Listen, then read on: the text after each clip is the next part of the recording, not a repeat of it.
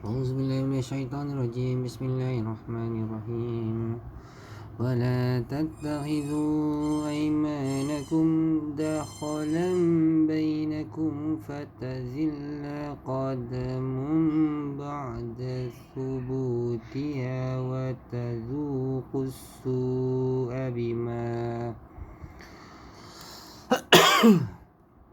قدم بعد ثبوتها وتذوقوا السوء بما صددتم عن سبيل الله ولكم عذاب عظيم.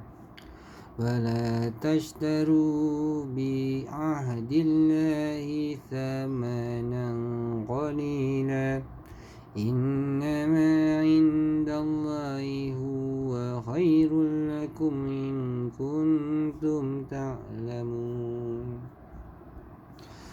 ما عندكم ينفد وما عند الله باق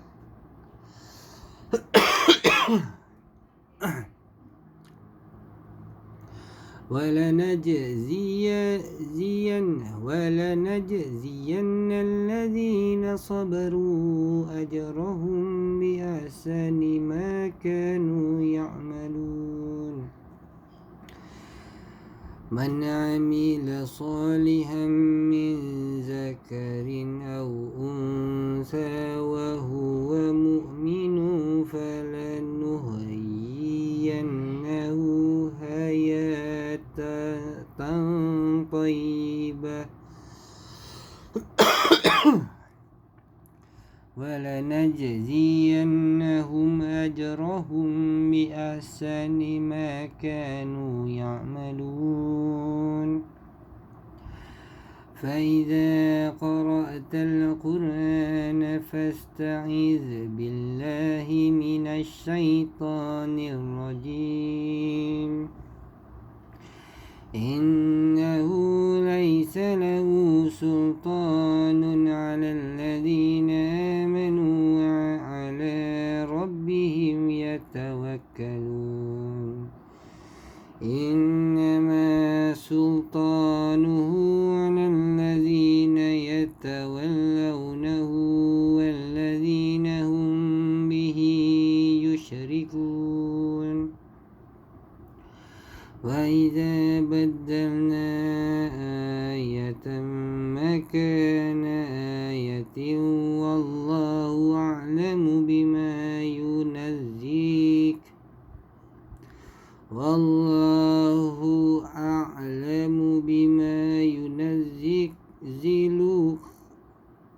قالوا إنما أنت مفتر بل أكثرهم لا يعلمون.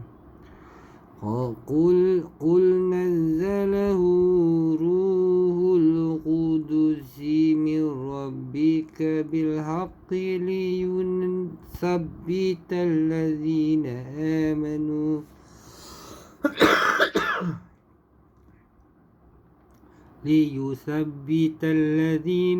آمنوا وهدى وبشرى للمسلمين. Dan janganlah kamu jadikan sumpahan-sumpahan alat tipu daya di antaramu yang menyebabkan kakimu tergelincir sebelah tegaknya kukuh, dan kamu akan merasakan keburukan di dunia kerana kamu menghalang manusia daripada jalan Allah, dan kamu akan mendapat azab yang besar. Dan janganlah kamu menjual perjanjian dengan Allah dengan harga yang murah, kerana sesungguhnya apa yang ada di sisi Allah lebih baik bagimu jika kamu mengetahui. Apa yang ada di sisimu akan lenyap, dan apa yang ada di sisi Allah adalah kekal. Dan kami akan membalas orang-orang yang sabar dengan pahala yang lebih baik daripada yang telah mereka lakukan. Barang siapa beramal soleh, baik lelaki maupun perempuan dalam keadaan beriman, maka pasti akan kami berikan kepadanya kehidupan yang baik, dan akan kami berikan balasan dengan pahala yang lebih baik daripada apa yang telah mereka lakukan. Maka apabila engkau Muhammad hendak membaca Al-Quran, mohonlah perlindungan kepada Allah daripada syaitan yang terkutuk. Sesungguhnya syaitan itu tidak akan berpengaruh terhadap orang yang beriman dan bertawakal kepada Tuhan. Pengaruhnya hanyalah terhadap orang yang menjadikannya pemimpin dan terhadap orang yang mempersekutukannya dengan Allah.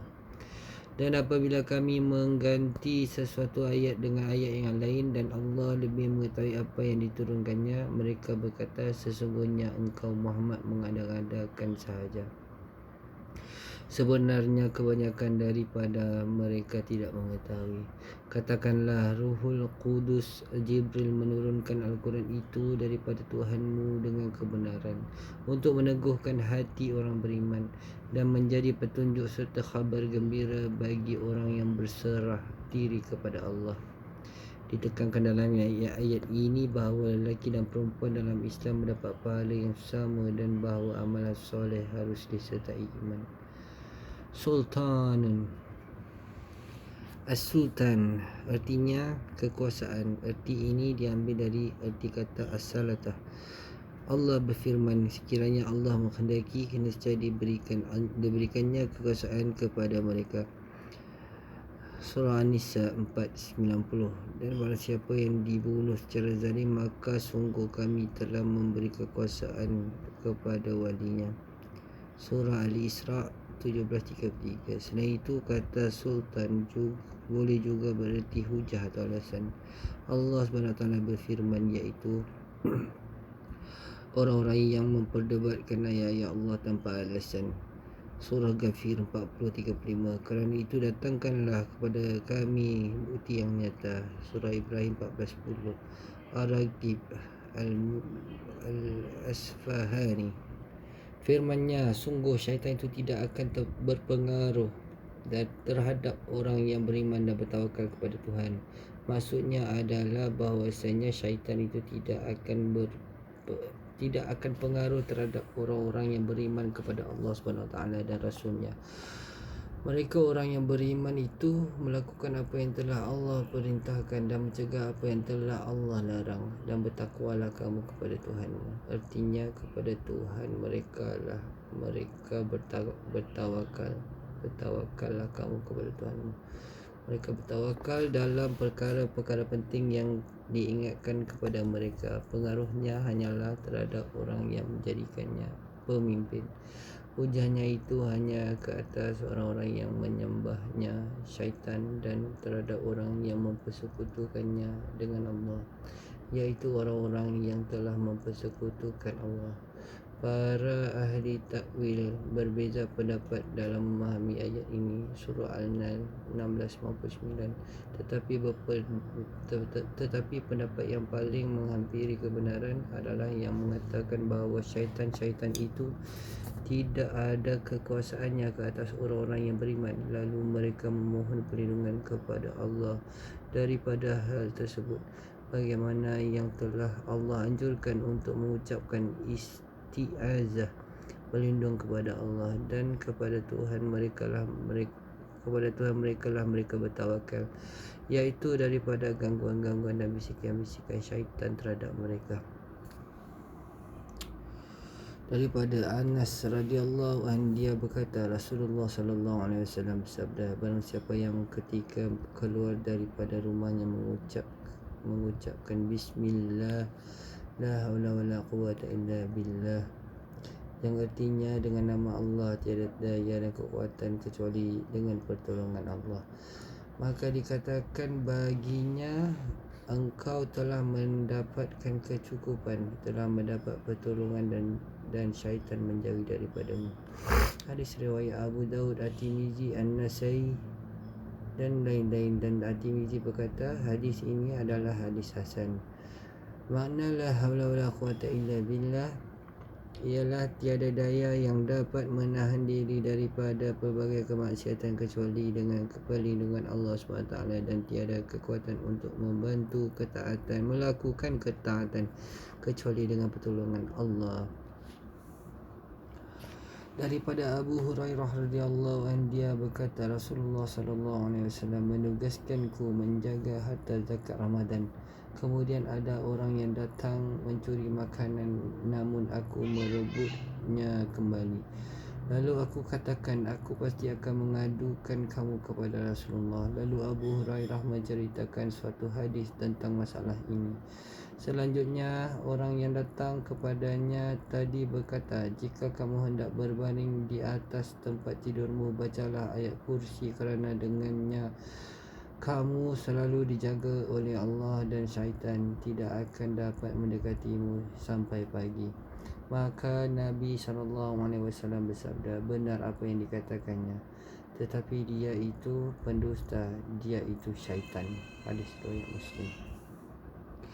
Daripada Abu Hurairah radhiyallahu anhu, Rasulullah sallallahu alaihi wasallam bersabda, ketika selesai menciptakan syurga, Allah berfirman kepada Jibril, pergi dan lihatlah syurga itu. Kemudian Jibril pergi dan lihatnya. Setelah itu ia kembali lagi seraya berkata, wahai Tuhanku, demi kemuliaanmu, tidak seorang pun yang mendengar tentangnya kecuali dia ingin memasukinya.